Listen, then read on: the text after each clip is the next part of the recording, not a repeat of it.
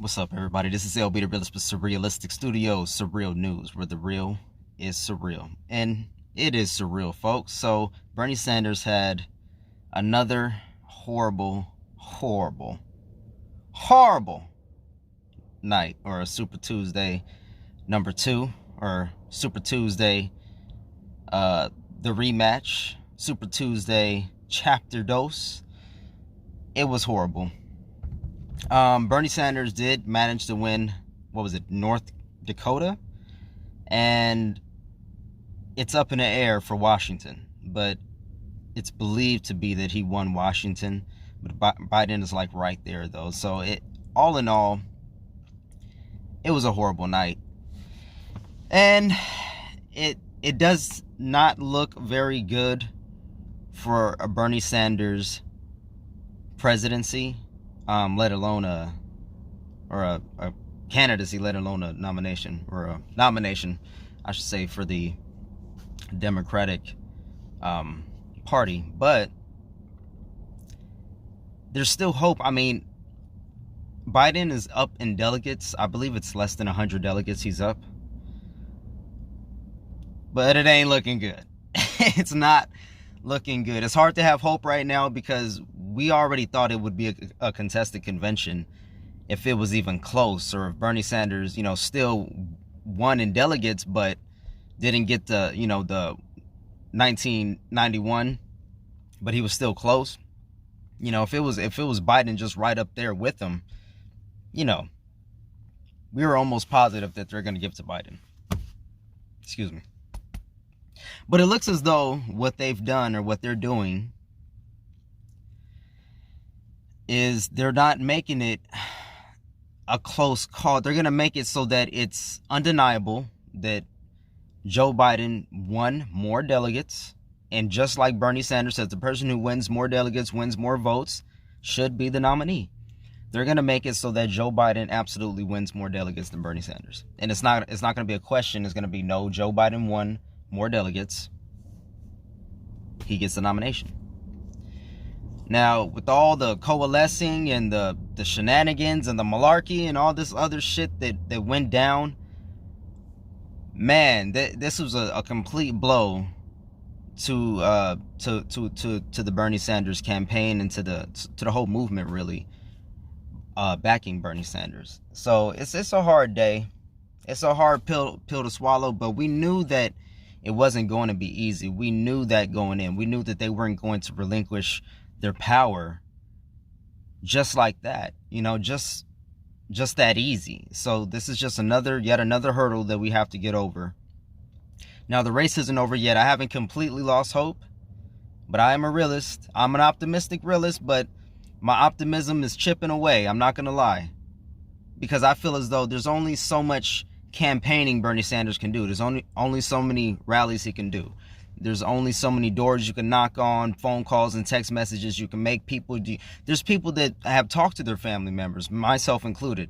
There's people that got, that crazy aunt or uncle to vote for Bernie Sanders, or, maybe in the end they didn't. Maybe in the end they chose to, stick with the establishment pick because they think that that's the safe choice, which is unbelievable to us progressive-minded,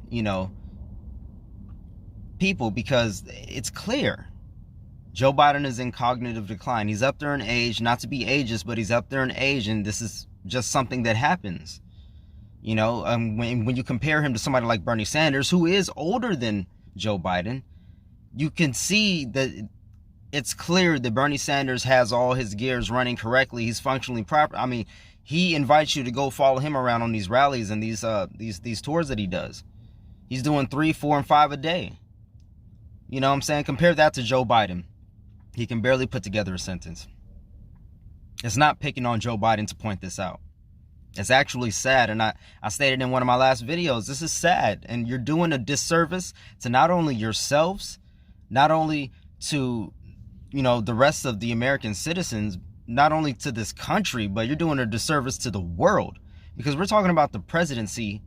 We're talking about the leader of the free world here. So this presidency affects literally the globe. And you want to put forth the candidate as your best proposal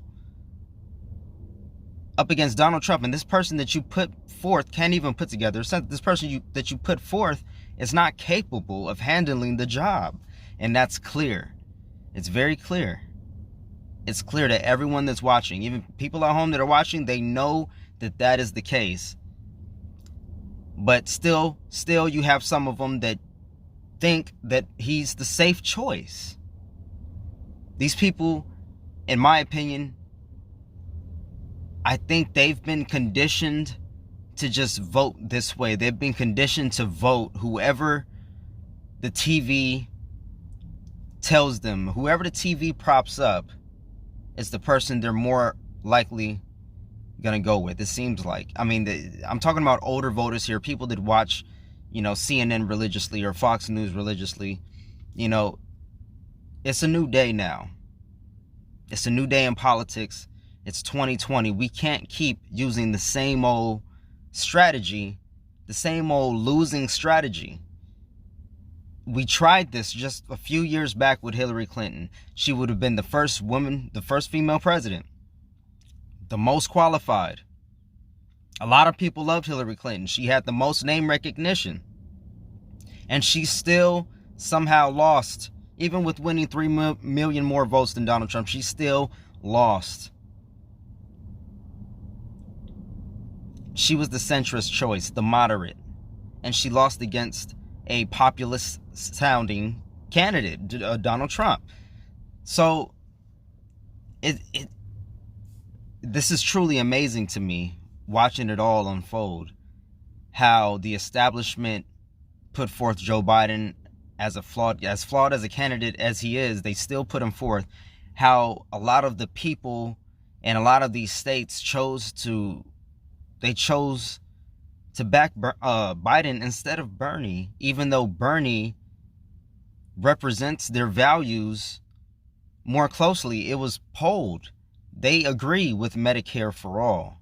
They think Bernie Sanders is the most trustable person or the most reliable senator. They believe him when he talks about these things because his message has stayed the same all throughout these years. So it's amazing to me that somehow they still chose Biden over Sanders. But you think that this is going to be a winning strategy for you, even though we've tried this before. So, I've had people get mad at me on Twitter and YouTube, trying to make it seem like I'm a bad person because I said I'll laugh if they put Biden up against Trump. What else do you expect me to do? I didn't choose Biden. I didn't choose Trump either, and I'm not voting for Biden. I didn't vote for Trump. I didn't vote for any of this shit. So as a person who didn't vote for any of this, as a person who's spectating because you've obviously made your choice known. You've picked your candidate, the establishment choice. I'm talking to the establishment. I'm talking to establishment-like friendlies. Establishment-like friendlies. These people that make excuses for the establishment all the time. These people that go out of their way to defend money and to defend corporate power. These people, what more do you say? How much more can we do? I'm not saying we should stop fighting, but I'm saying we need to start thinking of other ways outside of politics in order to get, it's all politics, it's all political. But we need to think of another way to get this done because the Democratic Party has proven how far they are willing to go in order to prevent real progress. They've really proven it time and time again, and we're expecting them to change. We're expecting little changes here and there, but time and time again, they let us down. Time and time again, these politicians let us down. Time and time again, our most progressive heroes in Congress let us down. So what more can we do? I'm asking this as a real question. What more can we do? What are we not doing correctly? What are we doing correctly so that we can definitely continue that? But what aren't we doing correctly, and what more can we do in order to get real progressive change in this country? The policies that the American people agree on, these are the policies that we need implemented in this country.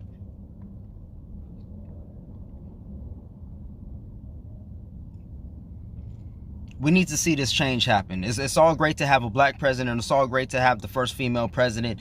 We need to have real people in Congress, real people in our political system that actually give a damn about the people, that actually fight for the people. We need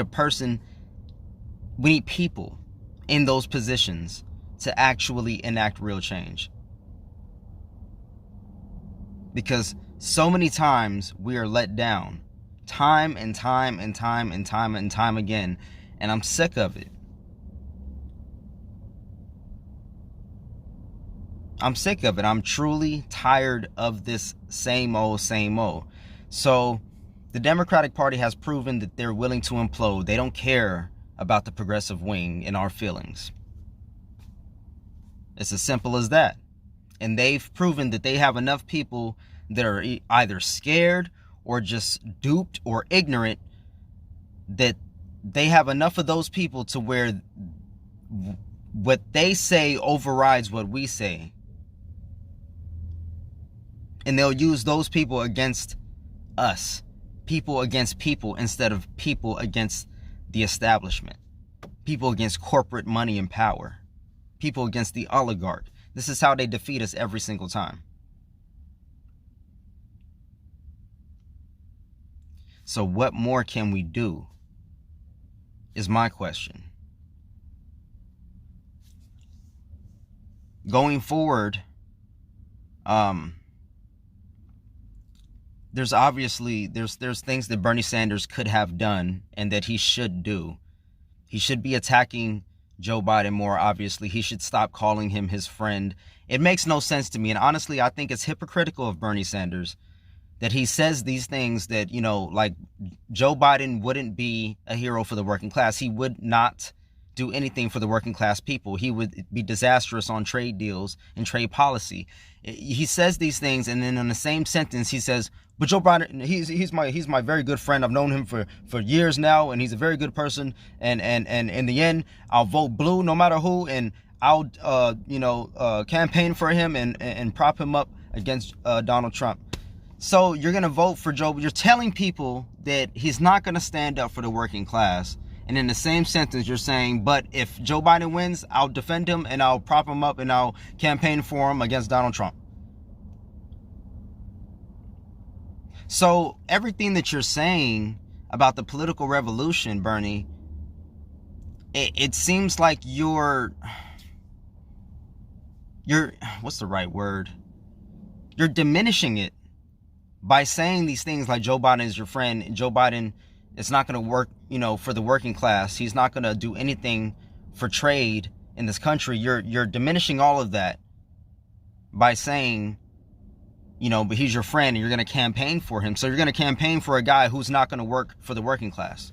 That's what you're saying. You're going to campaign for a man who doesn't have all of his screws. You know what I'm saying? He's got a lot of screws loose. It's clear. You're saying you're going to campaign for this guy.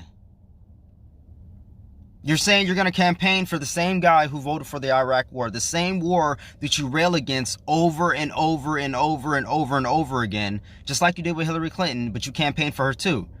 The same guy with the same judgment, you're going to campaign for him, and that's your judgment. And you think that this is a winning strategy, Bernie campaign, Bernie supporters, anybody who's listening. It's tough. It's tough, folks. I know a lot of you are probably feeling the way I'm feeling. I know a lot of you are probably just over it, or I know a lot of you have been over it. Let me check the time here. I can't check the time here. I'm stuck. This is the video. But